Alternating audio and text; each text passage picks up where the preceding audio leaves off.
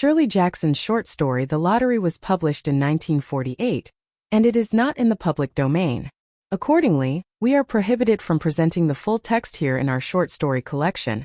But here is a link to the full text of The Lottery on the New Yorker's website, where you can also listen to an audio reading of the story before returning here for commentary and discussion, including an analysis of its themes and historical context.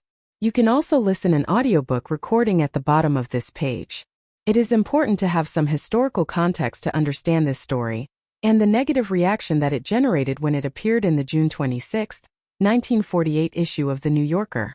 The setting for the story, a gathering in a small rural village, wasn't a fictional construct in America in the summer of 1948.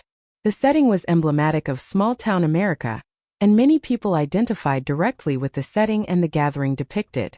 It was customary at that time for rural community leaders to organize summertime gatherings to draw people together in town centers to socialize and to frequent and support some of the town's business establishments. It was thought to be good for the businesses and good for the community. These gatherings were usually organized by the city council and featured lotteries with modest cash prizes to help lure people into their vehicles for the long drive to town. So the scene was instantly recognizable to readers, especially rural readers, when the story was published, and they did not like the way that this particular story developed and concluded. Many interpreted the story as an attack on the values of rural communities and small-town America. As a result, the story engendered an unanticipated avalanche of anger and criticism. Here is a summary of the story, which will be followed by additional commentary. On a warm summer day, villagers gather in a town square to participate in a lottery. The village is small with about 300 residents, and they are in an excited but anxious mood. We learn that this is an annual event, and that some surrounding towns are thinking about abandoning the lottery. Mrs. Tess Hutchinson makes an undramatic entrance and chats briefly with Mrs. Delacroix, her friend. The night before, Mr. Summers, a town leader who officiates the lottery, had made paper slips listing all the families with the help of Mr. Graves, subtle name choice. The slips were stored overnight in a safe at the coal company. The villagers start to gather at 10 a.m. so that they may finish in time for lunch. Children busy themselves collecting stones, one of those odd details that will later emerge loaded with meaning, until the proceedings get underway and they are called together by their parents. Mr. Summers works down the list of families, summoning the headman of each household. A male 16 years or older comes forward and draws a slip of paper.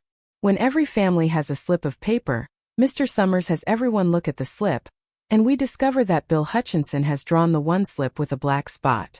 It's his family that has been chosen. Mrs. Hutchinson begins to protest. With tension mounting, it becomes clear that winning this lottery isn't going to be what we expected, and that the winner isn't going to walk away with a pile of cash. Once a family is chosen, the second round begins. In this round, each family member, no matter how old or young, must draw a slip of paper. It is Tess Hutchinson who draws the slip with the black circle. While Mrs. Hutchinson protests the unfairness of the situation, each of the villagers picks up a stone, and someone gave little Davy Hutchinson a few pebbles, and closes in on her. The story ends with Mrs. Hutchinson being stoned to death while protesting. It isn't fair, it isn't right. The story concludes with 6 of the most famous closing words in short story history, and then they were upon her. When the story was released, it engendered a very strong negative reaction and backlash that manifested itself in subscription cancellations for The New Yorker, and large amounts of what could be described as hate mail, for both the magazine and the author. Shirley Jackson and the editors at The New Yorker were both surprised by the reaction. Even Jackson's mother was critical of the work. Here is an excerpt from Jackson herself. It had simply never occurred to me that these millions and millions of people might be so far from being uplifted that they would sit down and write me letters I was downright scared to open. Of the 300-odd letters that I received that summer, I can count only 13 that spoke kindly to me, and they were mostly from friends. Even my mother scolded me. "Dad and I did not care at all for your story in The New Yorker," she wrote sternly. "It does seem, dear, that this gloomy kind of story is what all you young people think about these days. Why don't you write something to cheer people up?" One literary critic described the story as a chilling tale of conformity gone mad. Yes, that's a nice soundbite to release in a classroom discussion, a book club gathering, or a short story seminar, but I honestly doubt that the letters received by Jackson in 1948 cursed her for writing a tale of conformity gone mad.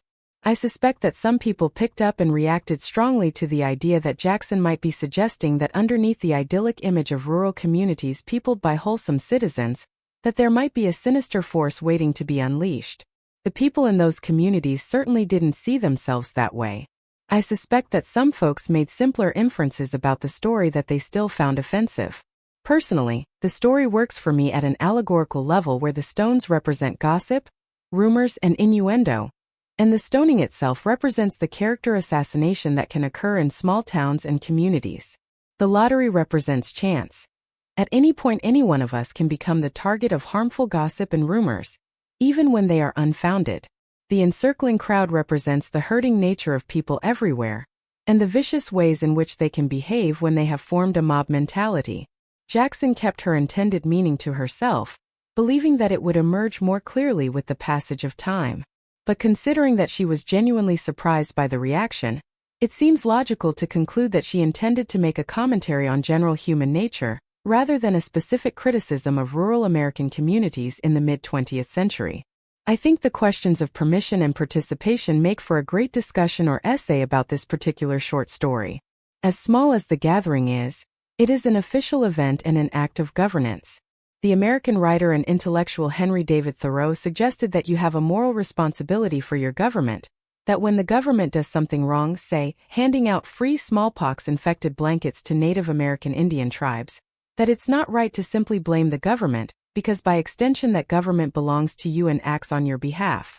So the blame belongs to you as well. That is part of the foundation for many of the ideas he advocates in his essay on civil disobedience. In the lottery, I see questions regarding the use of force.